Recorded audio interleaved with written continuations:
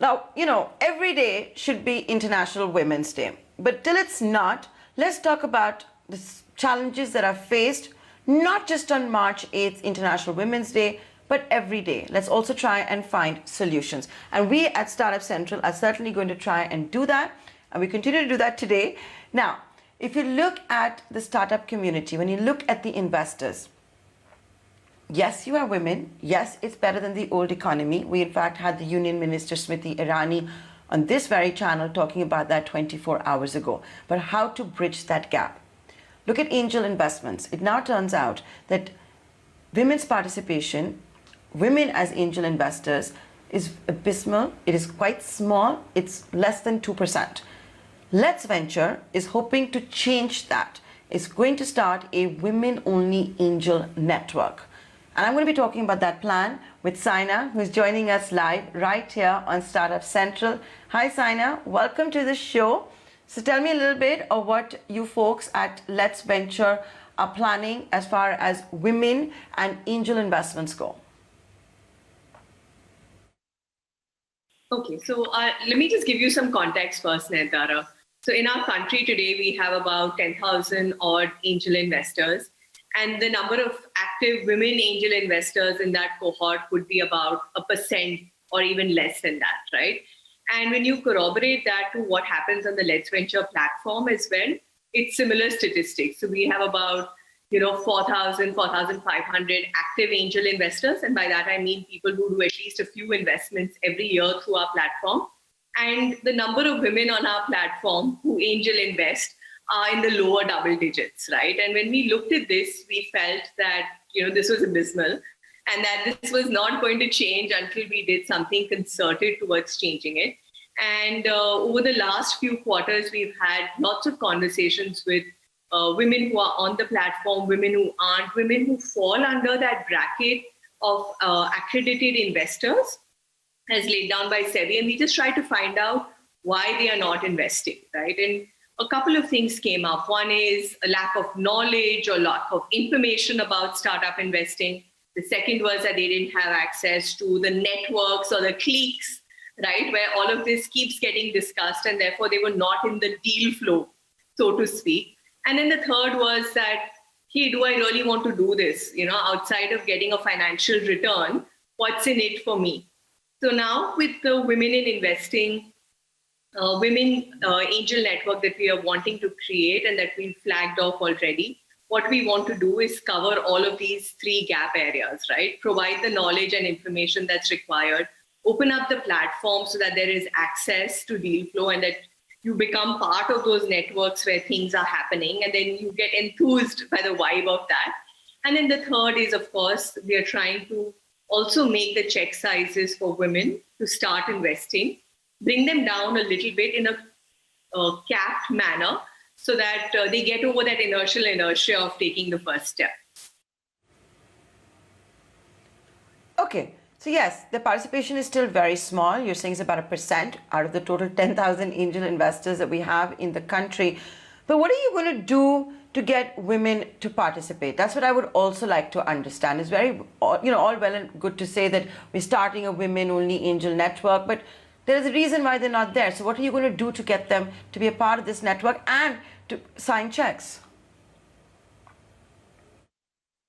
Also, Nayantara, the first gap, like I said, is just the knowledge or the information, right? Just generally, I feel that there isn't that much information about how you could become an investor in the private market, right? There is so much stuff out there on, how you can start investing in the public markets or in the stock markets. There just isn't enough for men or women, for that matter, on what is happening in the private market space, right?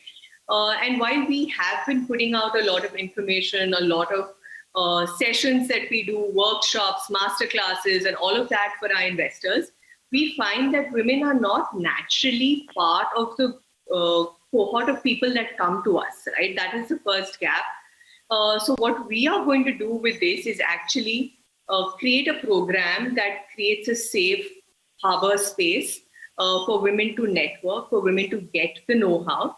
And we'll be more proactive in our reach out, right? So we want to go out to where these women are. And who are these women that we are talking about, right? We are essentially upwards of a VP level or director level or a CXO at a large organization that perhaps has that sort of investable income to start with, right? That meets the SEBI accreditation norms.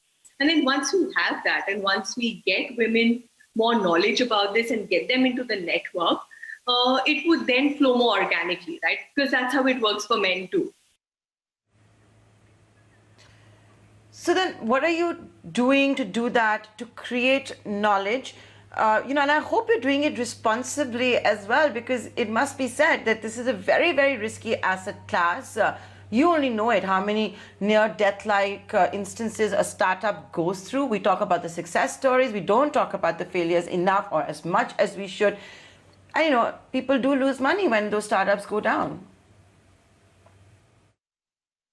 Correct.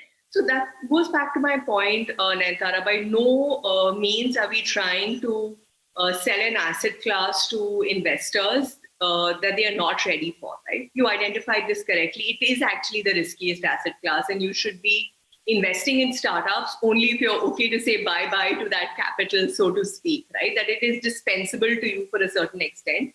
And that is also goes back to one of the reasons why people invest, right? People don't invest in startups just for the monetary upside. They also invest in startups because they want to kind of have their eyes and ears on the ground as far as innovation is concerned. They want to they are at a stage in their professional and personal lives where they want to give back more actively. And in the conversations that we've had with scores of women over the last few quarters, right, that is the one thing that has come out on top. So they're like, okay, right, so we can do the 3, 4, 5 lakh rupee check per startup, but that's okay, right? I mean, if I get a return out of it, it's okay. What more than that can I do with a company? And that is what we've seen excites women a lot, right? To be able to give back, pay it forward, bring their knowledge from their work and life into helping the founders, mentoring them better, and all of that. So what we are creating now is a cohort-based learning style program, right, which we will commence in mid to end April timeframe, where we will bring together a cohort of 20, 30 women. And our target is by the end of the year to have 100 active women angel investors, to have 5 active syndicates or lead investors, and to have at least 2 fund managers emerge from these programs that we are running. So the first step is to create this online learning program for women, where over a course of 12 weeks, right, we'll take them through the basics of understanding allocation of capital to private public markets. Within private markets, what are the avenues open to them, right? You don't necessarily just have to invest in startups directly. You could also invest into funds. You could invest behind syndicates.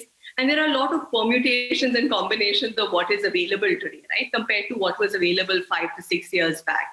So actually that portfolio planning, arriving at your theses of investment, looking at how you can work with startups, evaluate them, mentor them, all of that combined into a sort of 12-week program, at the end of which we will actually open up the platform, the Let's Venture platform itself, for women to start actively looking at deal flow and start investing.